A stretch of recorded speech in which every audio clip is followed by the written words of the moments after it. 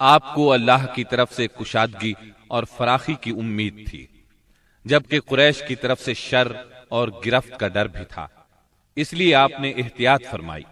مکہ معظمہ کے قریب پہنچ کر ہیرا میں ٹھہر گئے اور اخنس بن شریک کے پاس ایک آدمی بھیجا کہ وہ آپ کو پناہ دے، مگر اس نے معذرت کر لی کہ وہ حلیف ہے اور حلیف پناہ نہیں دے سکتا۔ پھر آپ نے سہیل بن عمرو کے پاس یہی پیغام بھیجا، مگر اس نے بھی یہ کہہ کر معذرت کر لی کہ اس کا تعلق بنی عامر سے ہے اور ان کی پناہ بنو کعب پر لاگو نہیں ہوتی۔ اب آپ نے مطعم بن عدی کو پیغام بھیجا۔ مطعم کا دادا نوفل بن عبد مناف نبی اکرم صلی اللہ علیہ وسلم کے جد اعلیٰ ہاشم بن عبد مناف کا بھائی تھا، اور عبد مناف قبیلہ قریش کی سب سے معزز شاخ تھی۔ چنانچہ مطعم نے جواب میں ہاں کر دی اور خود اپنے بیٹوں کے ساتھ ہتھیار بند ہو گیا اور آپ کو بلوا بھیجا۔ آپ تشریف لائے، مسجد حرام میں داخل ہوئے، پہلے خانہ کعبہ کا طواف کیا، پھر 2 رکعت نماز ادا کی، اس کے بعد گھر تشریف لے گئے۔ اس دوران میں مطعم بن عدی اور اس کی اولاد نے مسلح حالت میں آپ کو اپنے گھیرے میں لیے رکھا، اور مطعم نے قریش میں اعلان کیا کہ اس نے محمد صلی اللہ علیہ وسلم کو پناہ دے رکھی ہے۔ قریش نے اس کی اس پناہ کو منظور کیا۔ رسول اللہ صلی اللہ علیہ وسلم کا معمول تھا کہ جب حج کا زمانہ آتا اور قبائل عرب مکہ معظمہ کے قرب و جوار میں اترتے تو آپ ایک ایک قبیلے کے پاس جاتے، اسلام کی تبلیغ فرماتے، میلوں میں جا کر بھی واعظ فرماتے، قبائل کا دورہ بھی کرتے۔ طائف سے واپس آ کر آپ نے تبلیغی سرگرمیوں کا دائرہ وسیع کر دیا۔ آپ مختلف قبائل کے محلوں میں جاتے یا مکہ سے باہر چلے جاتے، اور کہیں نہ جا پاتے تو راستوں میں کھڑے ہو جاتے، جو مسافر بھی مل جاتا اسے اللہ کا پیغام سناتے۔ آپ کی تبلیغی کوششوں سے جہاں عام آدمیوں نے اسلام قبول کیا، وہاں اثر و رسوخ رکھنے والے خواص نے بھی اس نعمت کو حاصل کیا۔ ان میں سے چند نام یہ ہیں: سوید بن صامت رضی اللہ عنہ، یہ انصار مدینہ کے قبیلہ خزرج سے تعلق رکھتے تھے، شاعری اور جنگ میں نمایاں تھے، امثال لقمان کے حافظ تھے، یعنی سابقہ آسمانی صحیفے کے حافظ تھے۔ یہ جب مدینہ منورہ واپس پہنچے تو جنگ بؤاس چھڑ گئی اور اسی میں قتل کر دیے گئے۔ یہ مدینے کے پہلے نوجوان تھے جو آپ کی دعوت سے متاثر ہوئے۔ ایاس بن معاذ رضی اللہ عنہ، مدینہ منورہ کے مشہور قبائل اوس اور خزرج کے خونریز مارکوں میں قبیلہ اوس کو شکست ہوئی، اور اوس کے معزز لوگ قریش مکہ کے پاس گئے کہ خزرج کے مقابلے میں انہیں اپنا حلیف بنا لیں۔ ایاس بن معاذ اس وفد کے رکن تھے۔ آپ صلی اللہ علیہ وسلم سے ملاقات کا شرف حاصل ہوا تو اسلام قبول کیے بغیر نہ رہ سکے۔ جب یہ واپس مدینے پہنچے تو ان کا انتقال ہو گیا۔ زماد ازدی رضی اللہ عنہ، یہ یمن کے باشندے اور قبیلہ ازد شنوا کے ایک فرد تھے۔ اہل عرب میں جھاڑ پھونک اور تعویذ گنڈے کے لیے مشہور تھے۔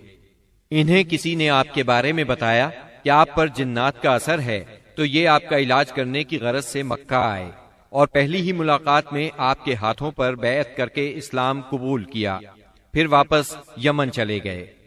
طفیل بن عمرو دوسی رضی اللہ عنہ، یہ یمن کے قبیلے دوس کے سردار تھے۔ وہاں ان کی ایک طرح سے حکومت تھی۔ خود شاعر تھے، بہت ذہین تھے۔ مکہ میں ان کی آمد پر اہل مکہ نے شہر سے باہر نکل کر ان کا استقبال کیا۔ آپ سے ملاقات کا شرف حاصل ہوا۔ آپ نے اسلام کی تعلیمات سنائی، قرآن کریم کی بعض آیات کی تلاوت فرمائی۔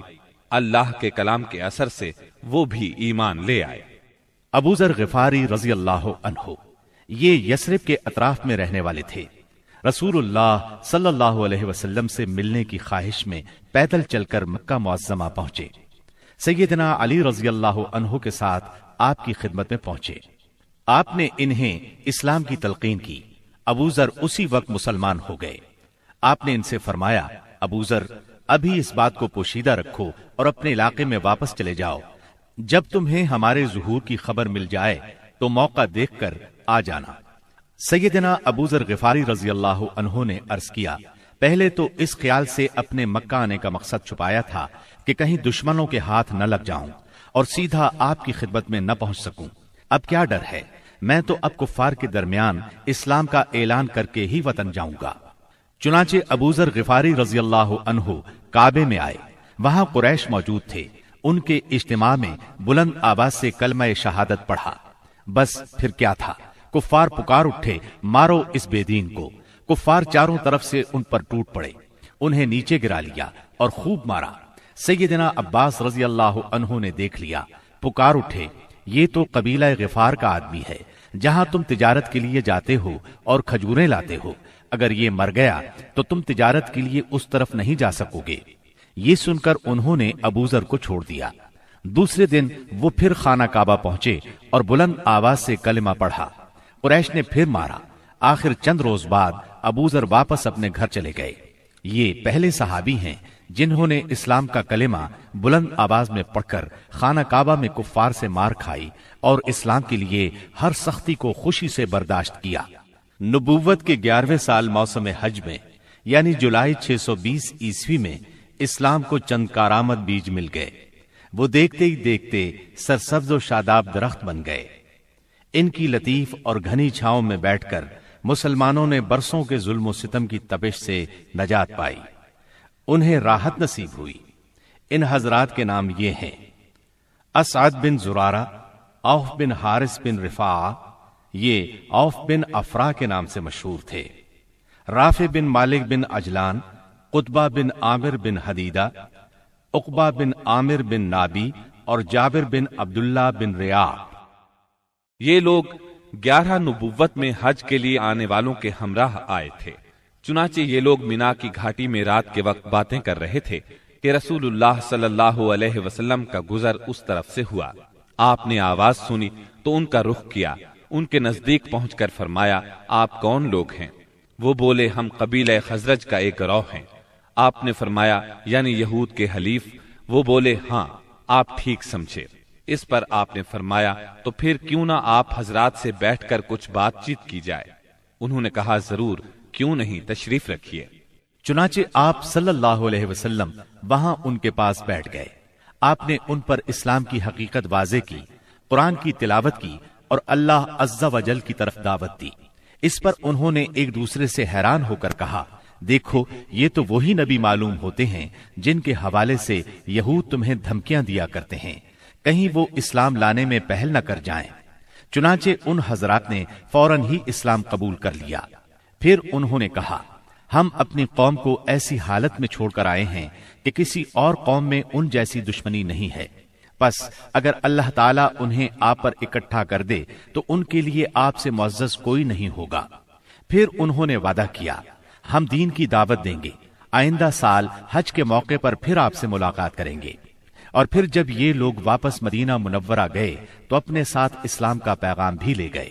چنانچہ وہاں گھر گھر اسلام کا چرچا ہونے لگا۔